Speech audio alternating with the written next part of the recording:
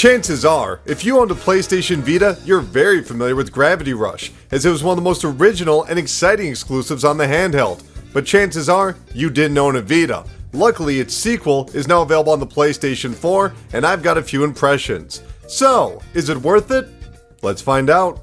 Light as a feather and breaking the laws of physics, Kat is back to solve everyday problems with her supernatural powers. Yes, Gravity Rush has returned, with its signature gameplay and charming presentation remaining mostly intact. But somewhere along the line, a sense of disposability sets in, as the mission structure wildly fluctuates into a variety of half-baked systems and forgettable storylines.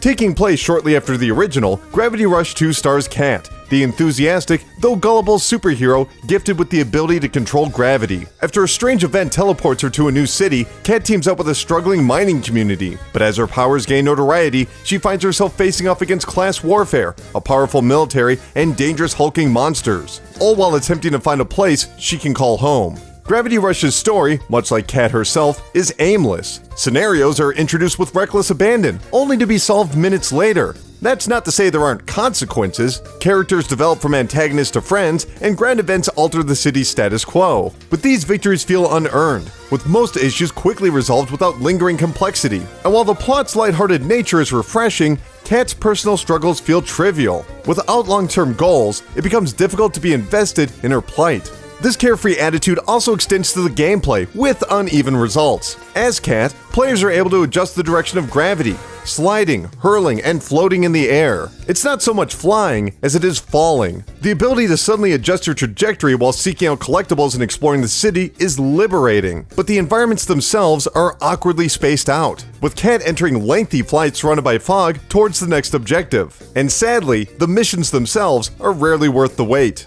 Much of this has to do with Gravity Rush's awkward combat system. Despite her timid composure, Kat is proficient in hand-to-hand face-offs, but her most powerful attacks come from her speedy gravity kicks, where she lands on enemies and flinging objects with her stasis field. This works well enough in small skirmishes, but lengthy battles become exhausting, as it's often difficult to recognize which direction Kat is facing. And even when the lock-on target is aimed properly and the enemy isn't moving, the attack will still somehow miss. This is slightly alleviated as Kat gains her new Jupiter and lunar powers, with a crushing force and teleporting strikes, but neither can fix the often finicky camera. Side missions, while certainly diverse, are also underwhelming. Kat will resolve the simple problems of local citizens by advertising ice cream, racing birds, and taking pictures. Yes, they really are that weird. Though Gravity Rush regularly repeats unsuccessful mission structures, such as wandering around large areas without any visual indicators besides a heavily cropped photo. Or worse yet, stealth scenarios, where Kat must discover an exact path, frequently being discovered and sent back. Then there's the complete botches, such as helping a dog discover a lost toy by calling it over and waiting for it to sniff the ground. This stretches out for nearly 15 minutes. Gravity Rush's core mechanics are original and fun, but it's a shame the design doesn't know how to utilize them outside of enemy waves and avoiding detection.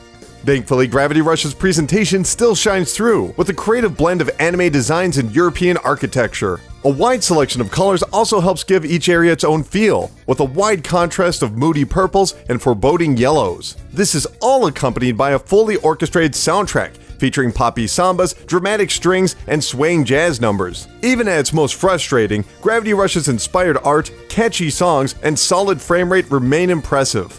So, is it worth it? No. Gravity Rush 2 contains all the elements of an easygoing adventure. There's a cast of likable characters, an imaginative world, and a unique selection of upgradable powers. But once established, the gameplay systems and story coast rather than progress. And with many of the game's challenges centered around limiting Kat's powers, players will see most of Gravity Rush 2's best aspects within the first couple of hours. Gravity Rush 2 is currently available on the PlayStation 4 for $60. If you've had a chance to play it, let me know what you thought, and if you haven't, let me know if you plan on picking it up. My name is Colin Tanner, and I'll see you in the next video.